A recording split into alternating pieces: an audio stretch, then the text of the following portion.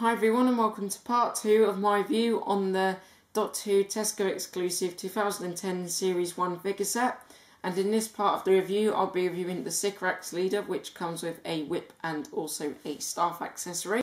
It was first released as part of the first ever wave of Doctor Who figures back in 2006. It was then re-released several times from there. In 2007 it was re-released single carded again with the same accessories but with the Series 1 packaging. I remember it was also re-released as part of the Toys R Us exclusive Series 1 12 figure set, and I think before now the latest re-release of it was in 2008 when it was in the Walrus exclusive Tweaks figure wave, where it was yet again re-released single carded but without the accessories. Okay, so now I'm going to start telling you my thoughts on this figure, and first of all I'm going to go through the detail. Now if we take a look at the head sculpt, we can see that it has a brilliant likeness to the Sycorax Leader from the Christmas Invasion.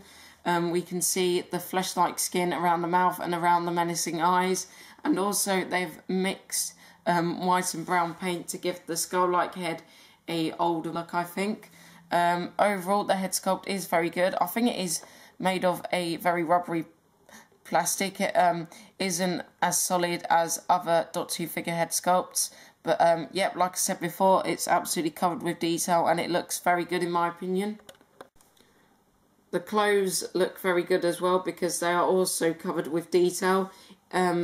We can see loads of creases on the red cloak of the Sycorax and also lots of bones around the clothing. I'm not sure what these bones are from, but they do make the figure look very interesting, and they were on the Sycorax Leader during the Christmas Invasion. The arms look very interesting as well. They've been painted with a mixture of black and red, and we can also see the scary flesh-like hands of the Sycorax Leader at the bottom of the sleeves as well. If we take a look at the clothes on the lower part of the body, we can see that this dress-like item of clothing has a lot of creases on it towards the top, and this item of clothing here is a rough texture.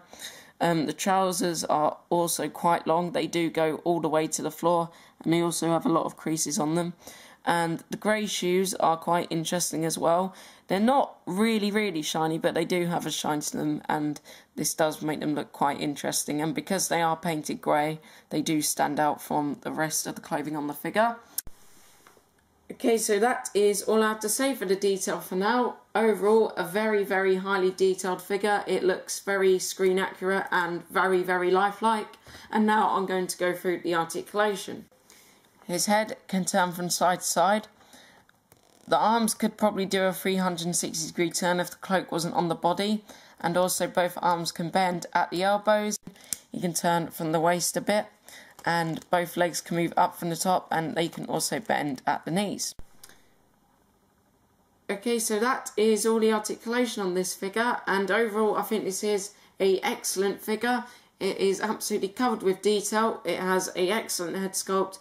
However, I do think it would have been better if for this release it was given some improved articulation on the arms, perhaps a bicep swivel joint and joints at the hands, because then we'd be able to put it in a lot more poses, and because we're getting so many figures nowadays that have bicep swivel joints, it's just a shame that this one doesn't, but it still is an absolutely brilliant figure, and from me, this Sycorax Leader figure gets a very well earned 8 out of 10. A good figure, but I do think it would have been better if there was some more arm articulation.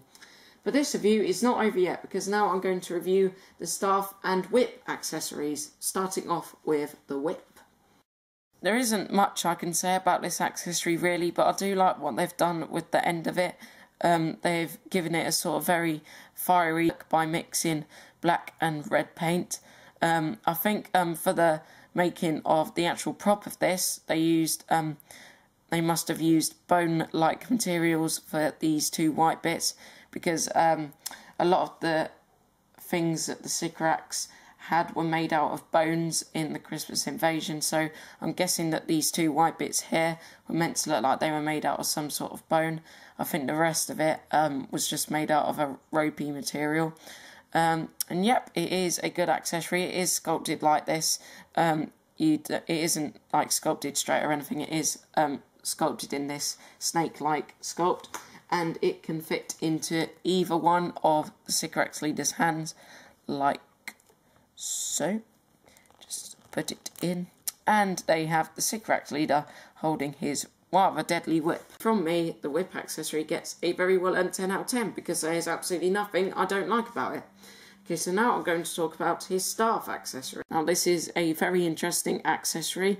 It does look a lot like the branch of a tree, but if we take a close look at it, we can see that it is very sinister because it has lots of different parts of bones scattered around towards the top of it, and it also has this mixture of black and red paint, which is a very hellish looking mixture of colour, and also we can see all these tiny little silver-like bead objects on it as well. Now my only dislike about this is probably that it was bent in the packaging.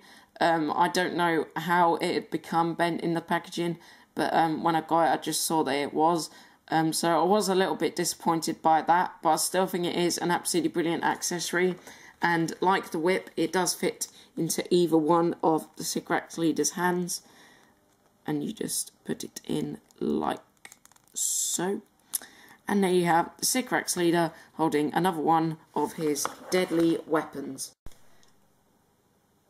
And out of 10, I give the staff accessory a very well earned 10 out of 10 because it is a very interesting accessory with all the detail it has, and it also looks very accurate. And that is all I have to say for this review, YouTubers. Like I said before, the Sycorax Leader is an excellent figure. However, I do think it would have been a little bit better if there was some more arm articulation. And that is all I have to say for this part of the review, YouTubers. I hope you've all enjoyed watching it. And in part 3, I'll be reviewing the Grask figure from this set, which is a re-release of the Sarah Jane Adventures Grask figure. Okay, so that's it, and thanks for watching, and I'll see you again soon.